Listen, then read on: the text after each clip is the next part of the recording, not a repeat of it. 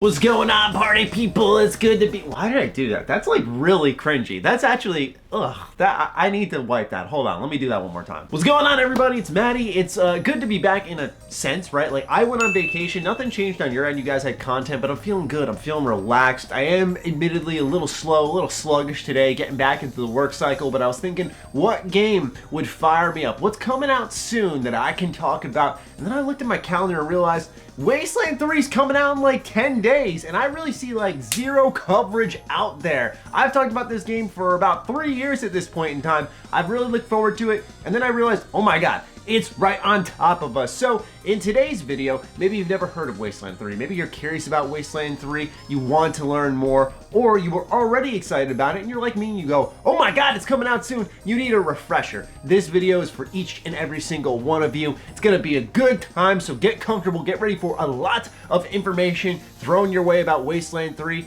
and now let's get started. First and foremost, we're gonna head over to the Wasteland 3 website, where it says that this is following the critically acclaimed release of Wasteland 2 and Wasteland 2 Director's Cut, releasing on August 28th, 2020. This is a party-based role-playing game. It adds a player vehicle. Yes, in Wasteland 3, you get an actual vehicle of your own that you can customize. This customization ranges from the likes of a chassis, mortar, weapon, armor plating, AI module, utility, hood ornaments. This is, like I said, a first time in the series, so it's a pretty significant addition and is almost like an extra party member in some bits of combat. Now, what's really cool is you can play this game solo or co-op with a friend. We will talk about co-op deeper into the video, but this is your own single player game, or you could play the campaign online with a friend, and that is so awesome. Of course, there is the ranger base. This is a core part of the experience, so as you help people and establish a reputation in Colorado, the game's setting, which we're going to talk about in the next bullet point,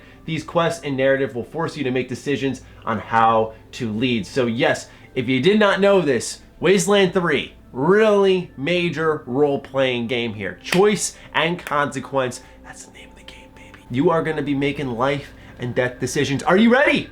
Are you ready? I don't think you're ready. I'll be honest. I don't think you're ready. I think you need to prepare more by watching my content. So let's keep going. Set in the savage lands of frozen Colorado, where survival is difficult and a happy outcome is never guaranteed, players will face great moral choices and make sacrifices that will change the game world. And most importantly, Wasteland 3 will feature a deep and engaging story, utilizing a new dialogue system with all of it fully voiced.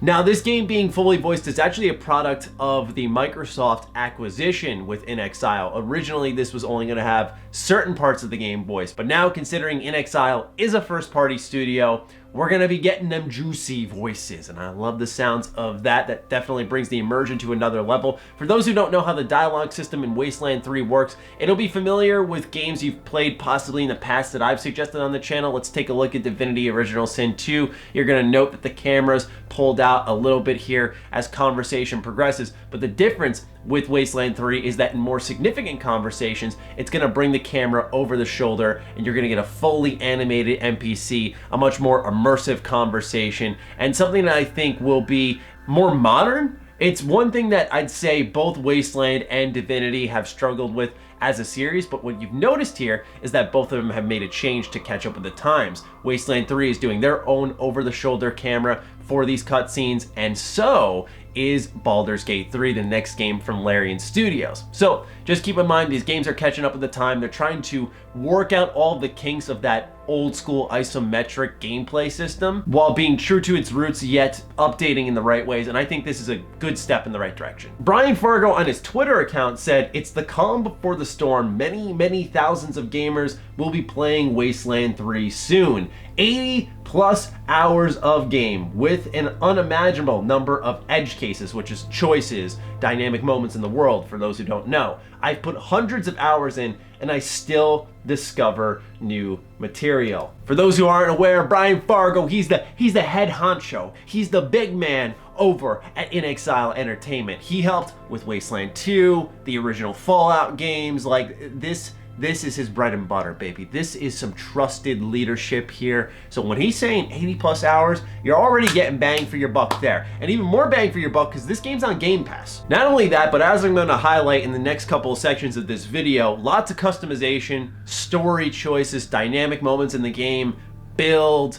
It's a true RPG, ladies and gentlemen. It's post-apocalyptic. It's by some of the creators of the original Fallout games. Like, what more can we ask for? Come on. But before we get into that, let's talk a little bit about multiplayer. So Game Informer had a great write-up on the difference between the multiplayer and the single player in Wasteland 3. The good news is that there isn't a difference. It is literally the same game. So they're saying right here that it's the full game. We don't restrict the game. They're not going to say here's a separate campaign that you do in multiplayer. It is the entire single player game, kind of like, once again, Divinity Original Sin 2, a game that I believe thrives on multiplayer. Now the difference here is that Divinity allows up to 4 players, while Wasteland 3 allows up to 2-player co-op. This may be a hot take. I think this is good though. I really like Divinity Original Sin 2. You guys know this. I think it's the best RPG of this generation, hands down, bar none. I think it's a really hard game to pass up on if you like RPGs. However, I will say that when you have a full squad of 4, which I've played through this game with a full squad of 4, with everyone managing their characters, trying to track quests, making individual choices that feel meaningful, the game begins to crumble with that sort of framework because there's just so much going on. And sometimes you'll be in a town for like 30 more minutes than you should have been because everyone's like managing their inventory. It's just little intangibles like that where I feel there's a little more control in the situation. There's a better pace with just 2 players. And of course, since you have a party of up to 6 rangers, how can you split this up? They say that in multiplayer, you and your friends still manage a party of up to 6, but you can divide and control these heroes however you like. So you could divide them evenly, 3 and 3, or have one player control a smaller group if that's their thing, so 2 and 4. So you can split this up however you want.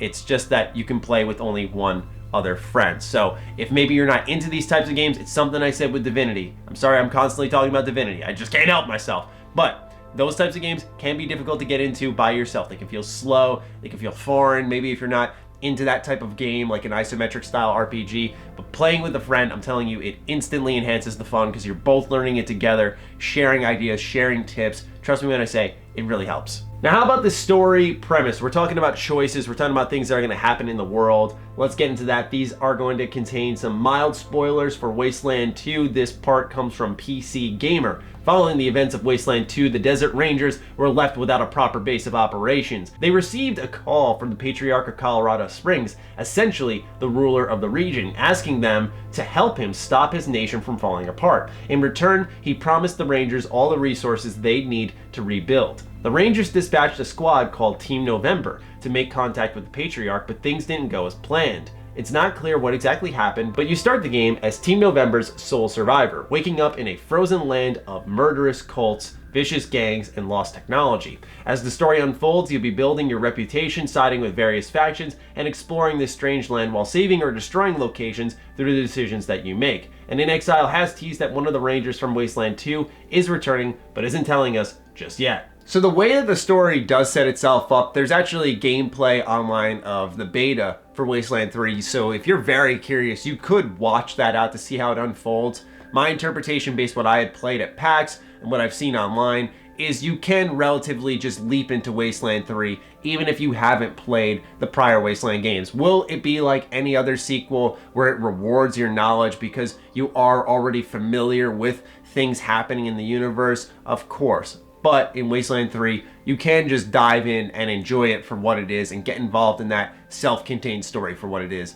as well. Now, story choices aren't the only thing that you're going to be making. It also boils down to customization within combat. So Wasteland 3 has a slew of options for your builds, ranging from quirks, which are these powerful bonuses, but they also come with a powerful penalty. Think of flaws in the Outer Worlds to an extent. There's attributes naturally, which will alter what your character is proficient at. There's skills such as melee combat, brawling, mechanics, sneaky, S-H-I-T, sorry YouTube, but I'm not going to let you take my money today, so I'm not saying it, and so on. Plenty of these skills will determine your build, on top of perks which will round you out with more significant bonuses. Then of course you've got weapon types in the mix, armor, there's different types of armor.